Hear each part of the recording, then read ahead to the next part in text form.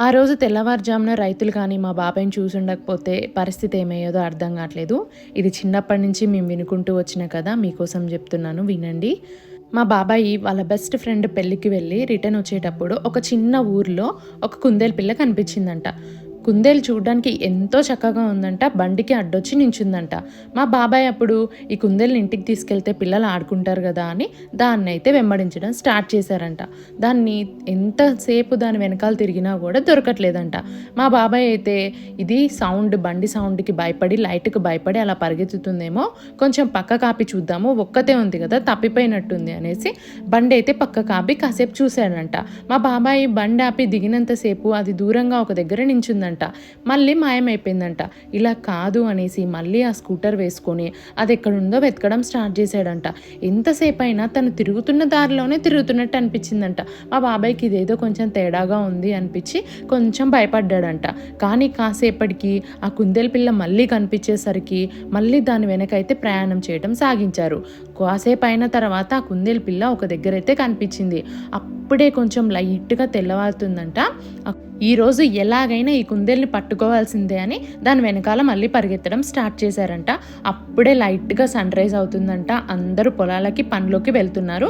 అది దూరం నుంచి కనిపిస్తుంది. ఈ కుందేలేమో మా బాబాయ్‌ని తిప్పి తిప్పి ఒక బావి దగ్గరికి తీసుకెళ్ళిందంట. అక్కడ దూరం నుంచి రైతులు, "ఏ బాబు, ఏం చేస్తున్నావు అక్కడ?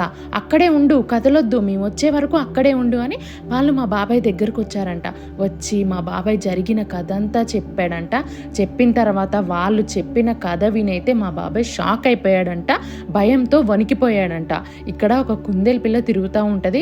అర్ధరాత్రిలో ఆ రోడ్డు పక్కకి ఎవరైనా వస్తే వాళ్ళని మాయ చేసి దాని వెంట తిప్పుకొని మొత్తం తిప్పి తిప్పి వాళ్ళు అలసిపోయిన తర్వాత ఈ బావి దగ్గరికి వచ్చేటట్టు చేస్తుంది. ఈ బావి దగ్గరకు వచ్చి వాళ్ళు దాహం తీర్చుకుందామని, వాటర్ తాగుదామనే సమయంలో వాళ్ళని ఆ బావిలోకి నెట్టి చనిపోయేలా చేస్తుందంట. ఇట్లా చాలా మందికి జరిగింది అని చెప్పేసరికి మా బాబాయ్ అయితే చాలా వణికిపోయాడంట.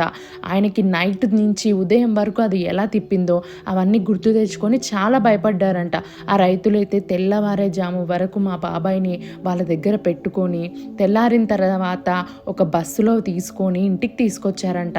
ఇంటికి తీసుకొచ్చాక మా తాతయ్యకి జరిగిన స్టోరీ అంతా చెప్తే మా తాతయ్య మా బాబాయ్ కోసం పూజలు చేసి ఆయన భయం కొంచెం తగ్గేలాగా చేశారంట. ఇది జరిగిన తర్వాత చాలా ఏళ్ల వరకు మా బాబాయ్కి అయితే ఆ భయం వదలలేదంట. ఎందుకంటే అది తనకే జరిగింది కాబట్టి. ఈ స్టోరీ అయితే మాకు చిన్ననాటి నుంచి మా తాతయ్య మా బాబాయ్ చెప్తూ వచ్చారు. మీకేమనిపిస్తుంది? ఈ స్టోరీ నిజమే అనిపిస్తుందా? నమ్మాలనిపిస్తుందా? మీ ఇంట్లో కూడా ఎవరైనా ఇలాంటి స్టోరీ చెప్పారా? ఇంకో విషయం, మా బాబాయ్కి ఇప్పుడు 60 ఏళ్ళు. కానీ ఇప్పుడు కూడా ఆ ఊరు వైపు వెళ్ళాలంటే చాలా భయపడతారు. ఈ కథ మీకు నచ్చినట్టయితే నా ఛానల్ని సబ్స్క్రైబ్ చేయండి.